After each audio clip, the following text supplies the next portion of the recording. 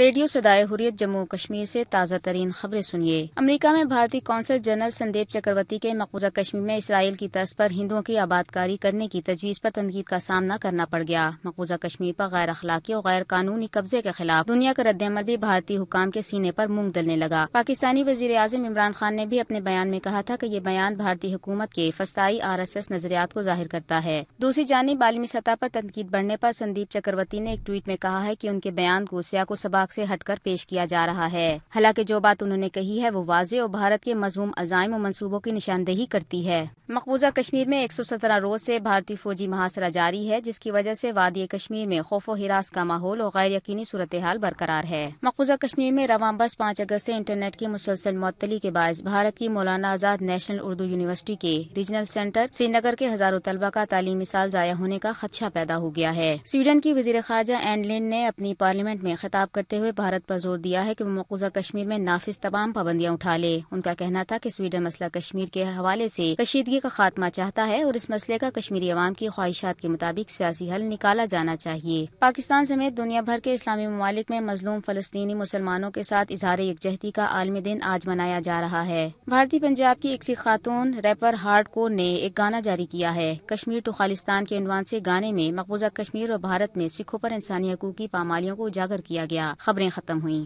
مودی حکومت 5 اگست کی آئینی جارحیت کے بعد مسلسل اہل جموں کشمیر کی معیشت پر کاری ضربیں لگا کر انہیں جھکانے کی کوششوں میں مصروف ہے۔ 4 شعبے سیاحت، زراعت، تجارت اور ٹرانسپورٹ خاص ہدف ہیں۔ یہ شعبے عوام کی معاشی طاقت کی بنیاد ہیں۔ مودی حکومت کشمیریوں کے ذرائع آمدن محدود کر کے انہیں معاشی پیکیجز کے ذریعے ان پر معاشی غلامی مسلط کرنا چاہتی ہے۔ 4 ماہ سے جاری لاک ڈاؤن نے کشمیریوں کے روزگار اور آمدن کے مذکورہ 4 ذرائع مسدود کر دیے ہیں۔ ان میں سے ایک ٹرانسپورٹ کی حالت دیگرگوں ہے۔ آئیے سنتے ہیں خود ٹرانسپورٹرز کی زبانیں۔ 540 گاڑیاں، 40 بسیں، بس اسٹینڈ یہاں 3 ہے۔ اس بس اسٹینڈ میں کوئی موومنٹ نہیں ہوا ہے، سب ٹھپ ہے، سب کاروبار ٹھپ ہے، سب ڈرائیور، کنڈکٹر، خلاسی لوگ، مالک لوگ سب بیچارے رو رہے ہیں، پریشان ہیں، روزی کا نقصان ہے، پریوار پریشان ہے، ہم لوگ پریشان ہیں، یہاں سے قرضہ بھی ہے، گورنمنٹ کا انشورنس بھی ہے، ٹیکس بھی ہے۔ 70,000 ایک گاڑی کا انشورنس ہے 1 سال کا، 1100 روپیہ فی مہینہ پیسنجر ٹیکس ہے، ٹوکن وغیرہ لگ بھگ 1100 روپیہ وہ بھی بنتا ہے۔ جو 510 گاڑیاں میں نے آپ کو کیا ہے اس میں ڈرائیور اور کلینر ہوتے ہیں 2، وہ ہو گیا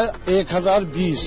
جو یہاں پر بکنگ کلرک جو علاقوں میں گاڑیاں بیچتے ہیں اور علاقوں میں رہتے ہیں وہ کم از کم 1000 سے زیادہ بیکار پڑے ہیں۔ گزارا کدھر ہے؟ جب گاڑی ہم کو بیٹھ گیا 3000 مجھے تنخواہ ہے، 2000 بنتا مہینے کو، جو دیتا ہے 10-20 روپے دیتا تھا لیبر۔ آج جب یہ کھڑا گاڑی ہے تو کیا دے گا؟ آج جموں کشمیر میں عوام کی معیشت کا پہیہ روک کر اگر غاصب انہیں جھکانے کی خام خیالی کا شکار ہے تو اسے یاد رکھنا چاہیے کہ آزادی کی راہ میں لوگ سود و زیان سے بے نیاز ہو کر جدوجہد کرتے ہیں۔